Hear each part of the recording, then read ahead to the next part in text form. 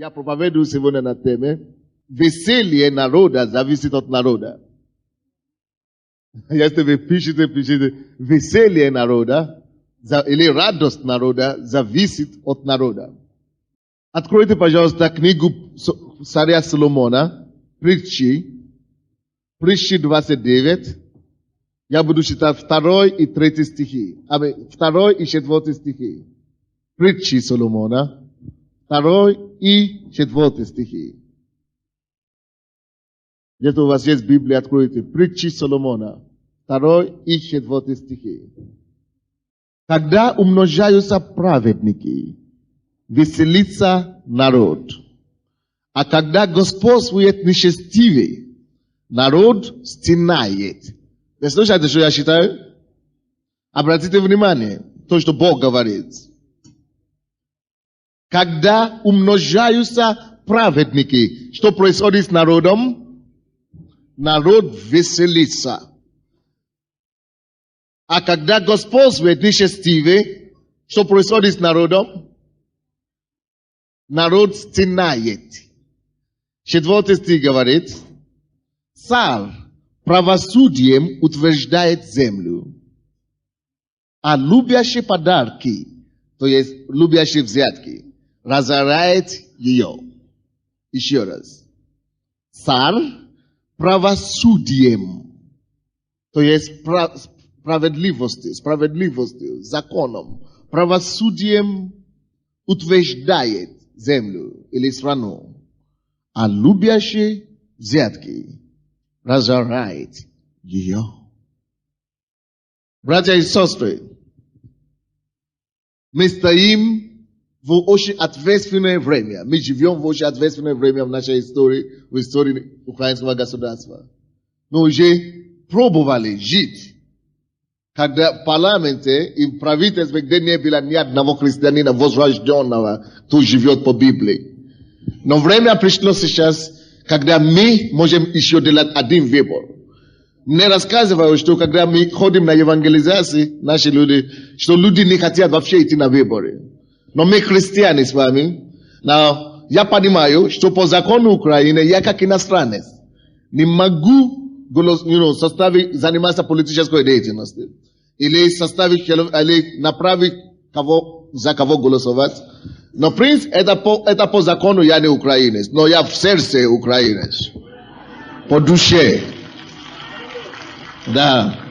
Это с одной стороны. С другой стороны, я как священнослужитель, как пастор церкви, я имею не только моральную обязанность, я имею обязанность от Бога. Обязанность от Бога учить и наставлять людей повиноваться Богу, а также законам того государства, где они живут. Поэтому я проповедую сегодня с точки зрения христианина, и с точки зрения верующего, и с точки зрения Библии. Я обращаюсь к тем, которые живут, если кто-то, кто живет, если вы живете в Харьковском массиве, или в Дарнице, в среду, хотелось бы, чтобы вы собрались в среду 19 часов в Доме культуры завода «Вулкан». Там будет молитва, мы будем молиться за выборы в вашем районе и так далее. Так что приходите в «Вулкан» 19 часов, если вы живете в Дарнице или в Харьковском массиве. Аминь. Слава Господу. Но я хочу проповедовать всем сегодня, что это наша обязанность, и это от нас зависит, кто правит нашу страну. Слава Богу за демократию. Демократия предоставляет народу, людям возможность выбирать или избирать тех людей, которые должны или которые будут править ими. И Библия говорит нам, что радость или стенание в любой стране и в любом государстве зависит от выбора народа. Радость ли будет на наших улицах, веселье ли будет на наших улицах, или стенание зависит от нашей с вами выбора.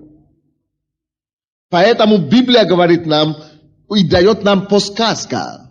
Бог дает нам подсказку. Какую подсказку дает нам Бог? Посмотрите еще раз 2 стих. Библия говорит, когда умножаются праведники, веселится народ. Страна любая, государство может веселиться только при одном условии. Если во власти приходят праведники, если люди, которые боятся Бога, люди, которые чтут Бога, люди, которые имеют праведное сердце, правят эту страну или умножаются, тем больше будет и среди правящих, как мы говорим, правителей, тем больше будет верующих, богобоязненных, праведники, тем больше будет веселье в нашем государстве. Если не будет их, они, может быть, даже не плохие люди сами по себе, хорошее желание. Но каждый человек знает, что все, которые идут туда, имеют, может быть, хорошее желание, но от них только зависит. Исполнит это или не исполнит. Это не в их силах составить весь депутатский корпус, что-то принять какое-то определенное решение. Но когда Бог с человеком, тогда сам Бог идет впереди него. Тогда Бог ему помогает преодолевать некоторые трудности, которые впереди. Но я не буду говорить про кандидата или про депутата сейчас. Это другой разговор. Мы будем молиться, что Бог даст нам возможность провести учение и собрание отдельное с депутатами будущее. Но сейчас я хочу говорить с нами, с народом, как верующие. Что Бог говорит нам делать? Чтобы мы делали выбор в пользу праведникам, в пользу людям, которые чтут Бога. Что такое праведность? Может быть, вы не знаете. Праведность – это не то, что мы зарабатываем сами по себе. Каждый человек, кто живет на этой земле, знает, что мы все грешники. Каждый разумный человек знает, что он грешник. Я грешник, мы все грешники. Но когда мы приходим к Иисусу, мы каемся во всех своих грехах, мы обнажаемся перед Богом. Когда мы обнажаемся перед Богом и признаем Ему, и исповедуемся Ему, что Господь, я знаю, что я грешник, я несовершенный. Вот мои слабости, вот мой грех. 1, 2, 3. Я прошу Тебя, прости мне. Я каюсь во всех своих грехах.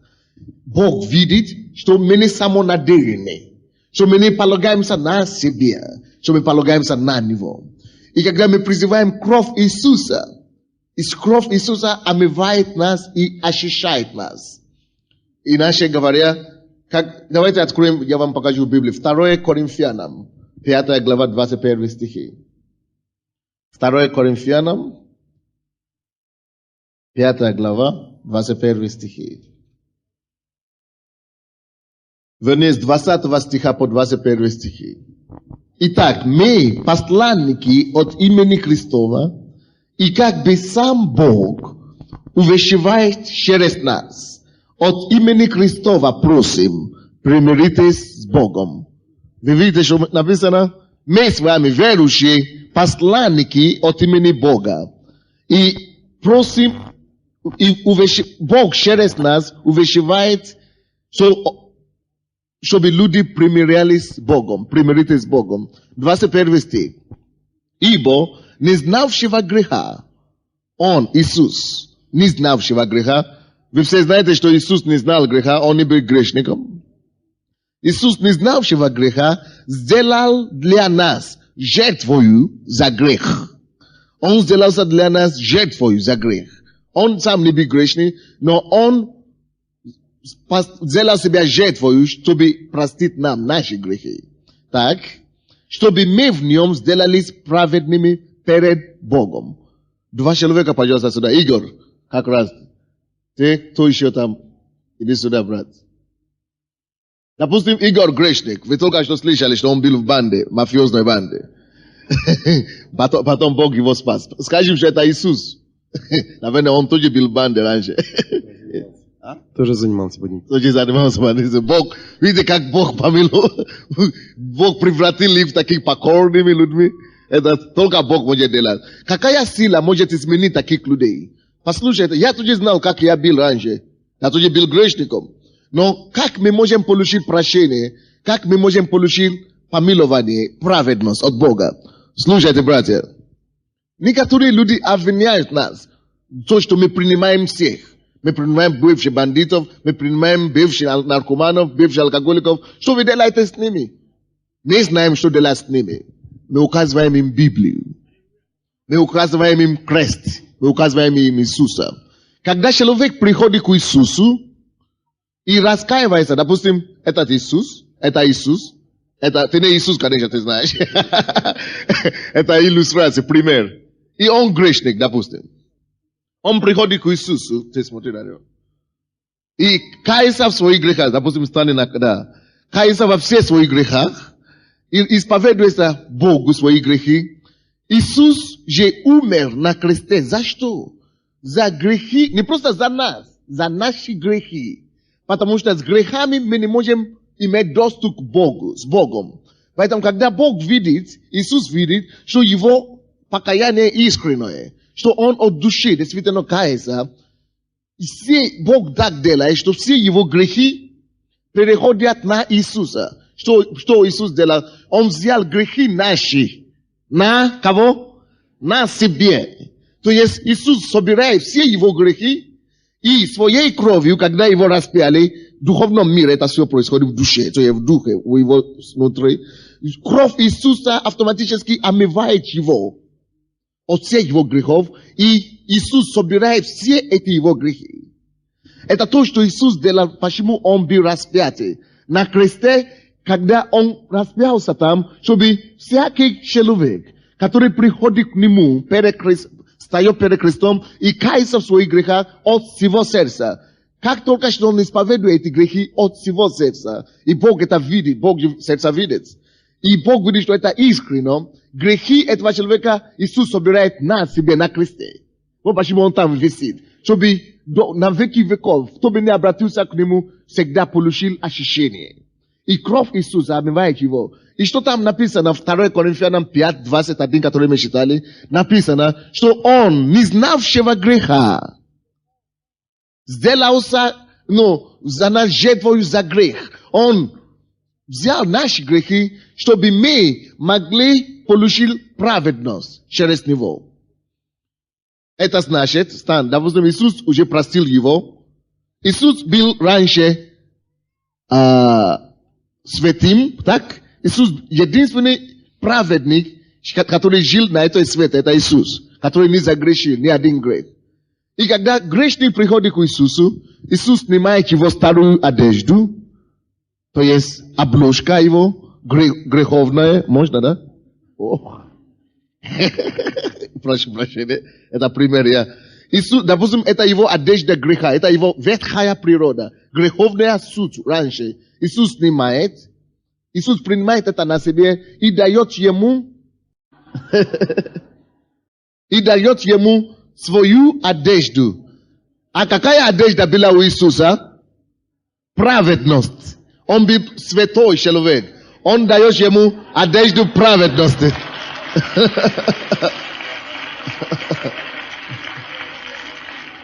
Идиот на него, правда? Послушайте. Так что теперь, в настоящее время, Иисус стал бы, все грехи его теперь лежат на кого? На Иисуса. А праведность Иисуса передана кому? Ему. Так, это то, что происходит, когда мы приходим к Богу покаяние. И когда мы каемся, и мы ходим с Богом, тем больше мы ходим с Богом, тем больше мы сохраняем эту одежду праведности. Тебе не хочется грешить больше. Тебе не хочется делать развратными делами, которые ты делал раньше. Это становится для тебя чуждо. Только если ты сам сознательно, потому что Иисус никого не обвязывает. Только если ты сам сознательно скажешь, Иисус, я не нуждаюсь больше в этой одежде праведности. И сознательно сними с себя Божью праведность, отойдешь от Бога и начинаешь опять грешить. Это уже твоя проблема. Но если ты будешь жить и ходить с Иисусом, Иисус ходит с тобой, его одежда праведность с тобой, ты читаешь Библию, ты живешь по Слову Божьему, ты молишься Ему, ты ходишь с Ним, ты сохраняешь его праведность. Так что даже когда ты грешишь, потому что все равно ты будешь грешить иногда. Хотя не хочешь, потому что мы живем в этом греховном мире, иногда мы все равно будем спотыкаться, будем грешить, будем падать. Но как только что ты грешишь и падаешь, если ты искренне в сердце не отошел от Бога, ты не хочешь грешить, только так получилось, то Бог автоматически, как только что ты просишь у него прощения и каешься за эти грехи, Бог автоматически омывает тебя и сохраняет его одежду праведность на тебе. Но если ты отойдешь от Бога, от Иисуса, ты не читаешь Библию, ты не ходишь, ты не служишь Ему Боже искренне от души, ты сам, получается, снимаешь эту одежду праведность, что это мне не нужно. И тогда человек может опять идти в обратную дорогу. Это значит идти по дорогу в ад. Но, братья и сестры, то, что люди, которые попадают на небо, не люди, которые были спасены 10 лет тому назад, только однажды, а потом отошли в мир. Люди, которые попадут в Царство Божие по Библии, это люди, которые получили прощение у Бога и продолжали служить Ему до конца своих дней. Так наследуют Царство Небесное. Давайте я вам покажу одно место Писания. Откройте Колоссянам, 1 глава. Колоссянам, 1 глава. 20 стиха по 23 стихи. Колоссянам 1, 20 по 23 стихи. Вы открыли? Колоссянам 1, 20 по 23 стихи. Посмотрим, что Бог говорит об этом. Вы нашли? Так, 20 стиха написано. И чтобы посредством Его, посредством кого? Иисуса. Чтобы посредством Иисуса примирить с собой все. То есть Бог посредством Иисуса примиряет всех с собой. Так? Умиротворив через Него, сделает мир через Него, кровью Христа Его. И земное, и небесное. То есть, благодаря Иисусу и через Его кровь, Бог, земное человек, находит отношение, прощение и находит контакт с земным Богом, небесным Отцом. То есть, благодаря тому, что брат наш грешный, скажем, что земной грешный человек, обратился к Иисусу, сейчас, потому что его грехи перешли на Иисуса, Иисуса праведность перешла к нему, он теперь имеет доступ к кому? Богу Отцу. Если он начнет читать Библию сейчас, он начинает понимать эту Библию. Поэтому люди, которые не возрождены, не могут понимать Библию, когда они читают. Поэтому если он теперь начнет читать Библию, потому что его совесть уже очищена, его душа очищена, он начинает понимать Библию, и он уже имеет отношения с Богом Отцом. Он может жить с ним, рассказывать ему, молиться ему, и как это отношение между ними уже отношение отца и сына. Мы дети Божьи, а он наш отец, только он живет на небе. Теперь дальше, читайте дальше, 21 стих. И вас, речь идет о нас, верующих, и вас, бывших некогда отчужденными. Вы знаете, что мы когда-то все были отчужденными, далеки от Бога, так? И врагами по расположению к злым делам. Раньше мы были расположены к злым делам. Правда? Конечно. Ныне, теперь, примирил в теле плоти его, то есть через его тело, через плоть его, Иисус примирил нас, так? Смертью его, чтобы представить вас, чтобы представить нас святыми и непорочными, и неповинными перед собою, перед Богом. Братья и сестры, слушайте, благодаря крестной смерти Иисуса, и благодаря тому, что мы пришли к Нему уже, каяли в своих грехах, как мы сейчас предоставляемся перед Богом? 22 стих. Ныне, как мы выглядим перед Богом. Ныне примирил в теле плоти его, смертью его, чтобы представить нас какими? Это что обозначает? Это значит, теперь Бог смотрит на Игоря, вы видите его, не как на бандита. Потому что Бог, его грехи, за то, что он занимался этим, уже перешли на Иисуса. Бог уже своей кровью уже очистил его душу. Поэтому теперь перед Богом он предоставлен каким? Святым, непорочным и неповинным, праведным перед Богом. Бог теперь не видит его грехи. Если он не продолжает в этом грехе, конечно. Бог теперь видит праведность Иисуса, в котором он одет. Бог теперь видит кровь Иисуса, которая его очищает. Вот что происходит, когда мы приходим к Богу. И поэтому такой человек уже имеет силу от Бога жить правильно, искать праведность. И вы знаете, как мы были в миру раньше с вами? Мы хотели бросить курить, мы не можем. Мы хотели бросить пить, мы не можем. Мы хотели бросить курить, мы не можем. Мы хотели не изменять жены и мужа, мы не можем.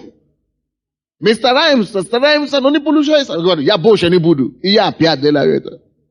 Почему? Потому что сам человек по своей натуре не способен сам преодолеть грех. Хорошо, ты перестань пить, ты что-то другое найдешь. Перестань курить, что-то другое найдешь.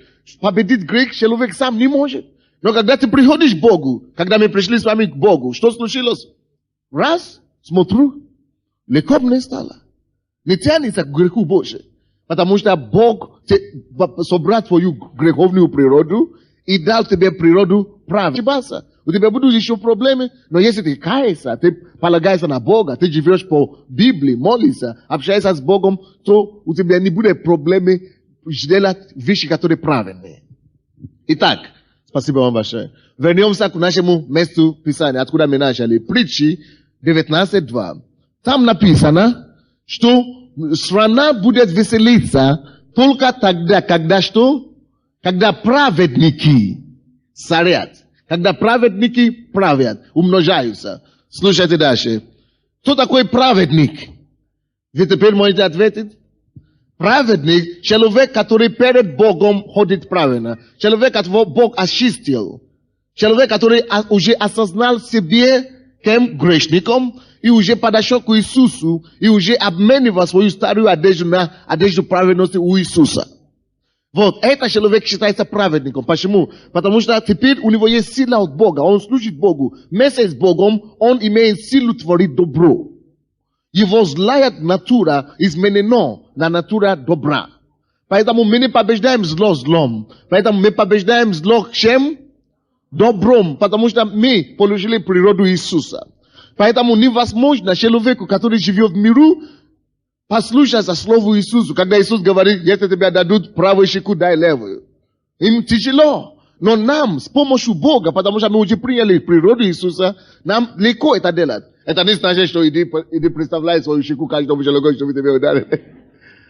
Не попадайте в крайности. Не надо фанатизмом заниматься в этом направлении. Но я просто имею в виду, что мы теперь имеем силу от Бога и желать делать добро. Вот почему Иисус, поэтому Библия и говорит, что именно эти люди, которые уже приобрели силу у Бога и способность у Бога творить добро, именно когда они размножаются в власти везде, именно тогда люди веселятся. Хотя нормальные люди, которые этого еще не делали, они, может быть, хотят тоже делать добро. Но по силу того, что у них старая природа, ветхая натура, все равно грешная. Они все равно будут, как бы они не хотели, все равно будут повторять то, что они не хотят делать. Все равно дьявол будет мешать им. Все равно дьявол будет препятствовать им. Вы слушаете, да? Но люди, которые живут по Библии, им намного гораздо легче. Так что, когда речь идет о том, что мы голосовали, и чтобы мы хотим, чтобы было веселье в нашей стране, имеется в виду прежде всего, чтобы найти богобоязненных людей. Люди, которые знают Бога, люди, которые имеют страх Господний, чтобы они прежде всего прошли и прийти в власти. Об этом мы будем молиться, и об этом ваша обязанность. Идти голосовать. Кто из вас еще не решил идти голосовать? То до сегодняшнего еще не решил, не принял решение идти голосовать. Все уже приняли решение практически. Человек 5 только. Хорошо. Кто уже знает, за кого ему голосовать в своем округе? Слава Богу. А кто еще не знает? Видите, все равно много. Хорошо. Те, которые еще не знают, пастор Виктор что-то сказал. Я не знаю тоже. Слушайте. Потому что я не могу вам сказать. Я не вправе делать агитации. Но украинец может делать агитации. Поэтому подойдите к вашим лидерам домашних групп, или координаторам, или пастору Виктор, или пастор, или Валерий Александрович, или лидерам, которые у вас живут, спросите у них здесь, верующие есть у меня, кто верующий, кто праведник в моем районе, они вам подскажут, они знают все, из разных церквей и так далее. Хорошо? То есть не будет проблем, это вас не должно остановить. Все равно идите делать ваш выбор. Аминь? Так, дальше читаем. Откройте, пожалуйста, Притчи 16 глава. Притчи 16 глава. Притчи 16 глава. 12 стих. Написано: мерзость для царей дело беззаконие. Беззаконие. Потому что правдою утверждается престол. Отметьте себе это слово еще раз. Мерзость перед царей. Царей здесь имеется в виду правители. Так? Это может быть депутат, это может быть президент или кто угодно. Мерзость для царей дело беззакония. Братья и сестры, что это значит? Это значит, когда сами цари или законоиздатели, когда они сами делают беззаконие, Бог это видит как что? Мерзость. Слушайте, что такое беззаконие? Беззаконие это то, что против того же закона, который они сами приняли. Когда цари делают беззаконие, Библия говорит, что это мерзость перед Богом. Как не делать беззаконие? Нужно получить у Бога благодать и силу жить праведно. Эти могут иметь страх Божий и не делать беззаконие. И тогда не будет мерзость. Потому что если будет мерзость перед Богом за наши царей, то у нас проблема, неприятности. За мерзость воздается очень сурово. Грех это наказание, грех это унижение. Поэтому мы хотим такие правители, которые дадут нам не мерзость, а которые дадут процветание страны. Потому что написано, что дальше там написано? Потому что правдою утверждается престол. Престол, вы знаете, что такое престол. Написано, утверждается кем? Как? Правдою. Слушайте, и это тут есть слово тем, которые идут депутаты. Слушайте, ваш престол, ваше положение, где вы находитесь, может утвердиться только правдою. Праведностью. Как только что вы начинаете делать беззаконие, вы сами разрушаете основание вашего престола. Вы сами как будто разрушаете корни вашего престола. Потому что престол утверждается только правдою. Ты скажешь, а как тогда эти коммунисты или диктаторы, которые сидят во власти десятилетий? Слушай, в том-то и дело, что однажды их престол рушится. И рушится так, что ой-ой-ой-ой-ой. Но если ты хочешь утвердиться на том месте, которое Бог тебе дает в твоем бизнесе, если ты хочешь утвердиться на том месте, которое Господь дает тебе на твоей работе, если ты хочешь утвердиться на твоей семейном престоле, слушай, ищи правду. Если ты хочешь, чтобы твоя семья утвердилась, ты как муж правдиво относись к своей жене, своим детьми. И так далее. Ищите правду. Утверждайтесь правду. Только правда, только праведность утверждает престол. Вы поняли меня? Только праведность утверждает человека. Так, читайте дальше. Притчи, 14 глава, 34. Притчи, 14, 34 вот стихи. Что там написано? Мы все должны знать сейчас. Здесь написано, праведность возвещает народ, а беззаконие бесчестие народов. Вы слушаете меня? Что возвещает народ? Праведность. Слушайте, и депутатам я еще вам говорить. То, что возвещает любую страну, это не даже экономические теории, или принципы, или, чудо, какое-то экономические вещи, или статистики, или деньги возвещают страну. Нет. То, что возвещает страну, на самом деле, Бог говорит. Не я говорю, братья. Вы знаете, написано. Это Бог говорит. Единственная сила, которая способна возвещать любого человека и особенно любого государства и любой народ, это что? Праведность. Только праведность может возвещать. Ты можешь иметь сколько денег хочешь. Ты можешь иметь сколько теорий, сколько умных голов ты хочешь. Но, если вы будете жить в беззаконии, этот народ упадет, и это государство, эта страна рушится. Рано или поздно. Но если Бог говорит, мир пройдет. Весь мир пройдет. Но ни одно мое слово не пройдет неисполненное. Если Бог так сказал, значит так оно есть. Праведность только. Единственная сила, которая может возвести страну и народа, это праведность. Вот почему мы проповедуем век здесь, в этой стране. Вот почему мы проповедуем Евангелие, чтобы люди поняли, что они должны искать Бога. Тем больше люди приходят к Богу, тем больше праведности распространяется по стране. Тем больше люди, допустим, эти ребята пришли из банды, они перестали грабить людей, перестали наезжать на людей, перестали бить бизнесменов, пришли к Богу и стали нормальными жить. Тем больше правда Божья распространяется, тем больше страна возвещается. Аминь. Только праведность возвещает страну. Братья и сестры, украинцы, я должен вам сказать, что не национализм возвестит нас, не драки, не партия даже возвестит нас. Единственная сила, что способна нас поднять, это будет правда. Давайте будем искать Божью правду. И написано дальше, а беззаконие, это что? Это бесчестие для любого народа. Беззаконие, это бесчестие любого народа, любому народу. Братья и сестры, давайте будем молиться тоже, чтобы праведность Божия, правда Божия пришла в нашу власть, пришла в наши правительства, пришла к нашим правителям, президенту, чтобы люди действительно могли, наш народ и наша страна могла быть возвещена Богом. У меня есть здесь книга цитатов. Я люблю читать цитаты великих людей. И здесь мы видим, я хочу прочитать вам некоторые цитаты, которые здесь. Здесь Джордж Вашингтон. Вы знаете, что такое Джордж Вашингтон, да? Американский, самый великий президент.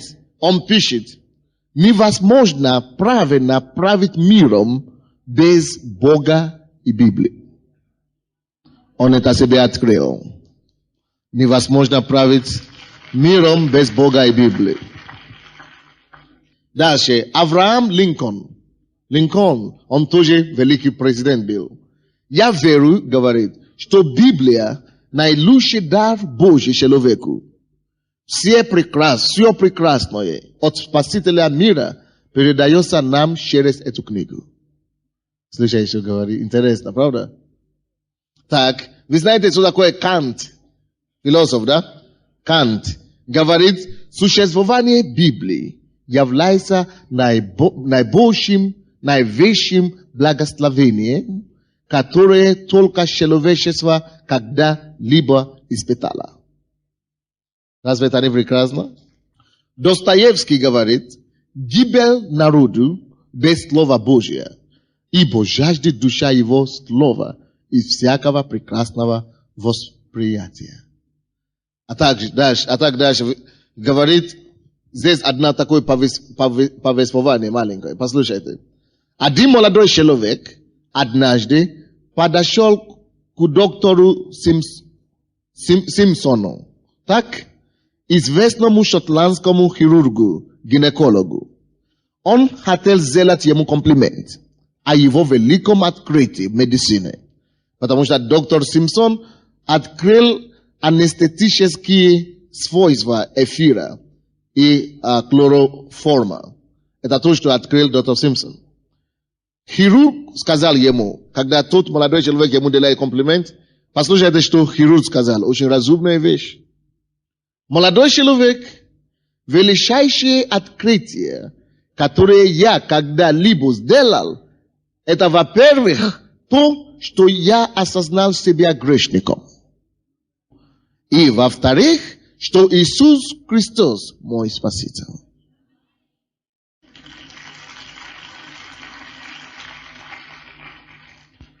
Поэтому в Библии написано, Иисус говорит, что пользу человеку приобрести весь мир.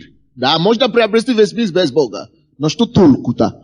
Приобрести весь мир, а потом повредить свою душу в аду. Ну что толку? Что равно в аду? Ты не возьмешь весь мир с собой после смерти. Библия говорит, что толку человеку приобрести весь мир, а свою душу погубить в аду. Поэтому прежде всего ищите, говорит Библия, прежде Царство Божие и правды Его, и все это остальное, что Библия говорит, приложится вам. Все остальное приложится нам, если мы будем искать прежде Царство Божие. Притчи 11:11. Притчи 11:11. Привет. Притчи 11:11 говорит, благословением, вы слушаете, да?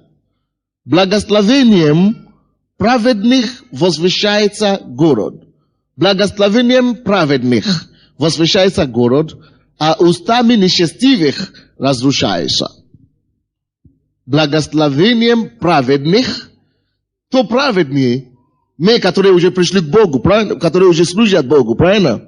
Слушайте дальше. Нашими благословениями Бог говорит, город или страна благословляется. Поэтому я призываю вас, братья и сестры, на этой неделе давайте присоединимся к диаспоре украинской, в Канаде, в Австралии, в Западной Европе, и будем молиться. Как кто может? Будем поститься на этой неделе, чтобы действительно нашими устами благословение пришло на нашу страну. Будем не только голосовать, но будем молиться, чтобы Бог сам увидел сердце всех претендентов и допустил туда те, которые Он желает, чтобы там были.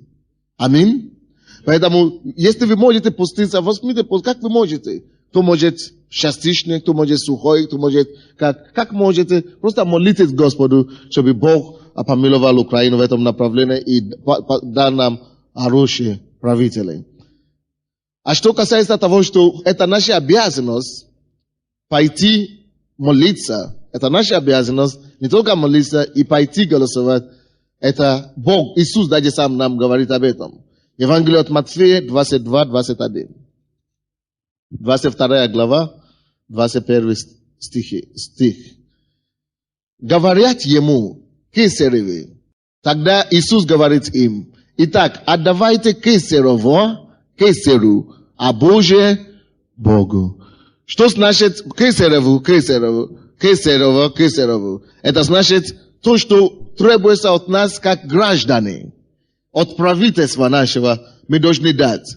Мы должны давать налоги, мы должны платить налоги, мы должны быть законопослушными, мы должны, Библия говорит нам, дать Кесару то, что Кесарово. А то, что Богу, Богу. А что Богу? Что Богу? Что служить Богу, поклоняться Богу. Человека нужно уважать, а Богу, только Богу поклоняться. На правительство, власть нужно повиноваться, но Богу бояться. То есть к Богу, Кесарово. То есть это значит, иначе говорят, Иисус говорит, выполните ваши гражданские долги, обязанности. Это правильно, это законно, это нормально.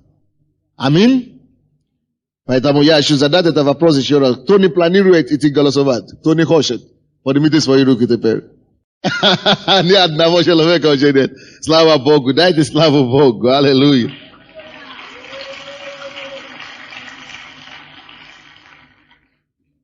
Теперь все уже поняли, что надо идти. Еще одно место писания прочтем. 1 Петра, 2 глава, 1 послание Петра 2, 13 по 14 стихи. 13 по 14 стихи. Что написано? Итак, будьте покорны всякому человеческому начальству. Видите, Библия говорит, чтобы мы были покорны начальствам. Так, для Господа, царю как верховной власти, правителям ли, как от него посылаемым, для наказания преступников и для поощрения делающих добро. Так, это значит, мы должны послушаться власти и повиноваться правителям нашим. Это то, что Бог хочет, чтобы мы делали. И в этом направлении тоже хорошо было бы, если мы будем законопослушными. Слава Господу. Давайте будем молиться. Я попрошу нас просто помолиться за нашу страну сейчас. Чтобы Господь дал разумение людям сделать правильный выбор. Чтобы, вы помните то, что мы читали сначала? Написано, когда умножаются праведники, народ веселится. Чтобы наш народ мог веселиться, мы помолимся, чтобы Бог позволил народу делать правильный выбор. Чтобы Он дал им разумение. Чтобы Он дал им мудрость делать правильный выбор. Аминь. Давайте преклоним нашу голову, будем молиться. Господь, во имя Иисуса, мы благодарим Тебя за Слово Твое, которое мы слышали сегодня. Мы просим Тебя, Господь, чтобы своей силой, Твоим разумением, Господь, Твоей мудростью, чтобы Ты вселил наших людей, нашего народа, во все избиратели, Господь, чтобы они могли делать правильный выбор. И чтобы все могли, Господь, они могли сверхъестественно быть водимым и проголосовать за праведников, за людей, которые боятся Тебя, которые уважают Тебя и которые захотят улучшения своему народу, которые захотят, Господь, принести пользу этой стране. Я прошу Тебя, Господь, двигайся сверхъестественно над процессом выборов, Господь, над избирательной кампанией, Господь, над самими избирателями и над самими и программами их, Господь. Мы просим Тебя, помоги нам делать правильный выбор, Господь. И чтобы наша страна увидела свет, чтобы наша страна увидела Твое искреннее процветание. Мы благодарим Тебя, Господь, за это слово, которое мы слышали. Мы благодарим Тебя за братья и сестер, которые идут во имя Твое. Господь, иди перед ними. Приложи дорогу им, Господь. И прославь Твое имя в них и через них. Мы славим Тебя. Тебе слава и хвала. Во имя Иисуса Христа. И весь народ сказал: Аминь.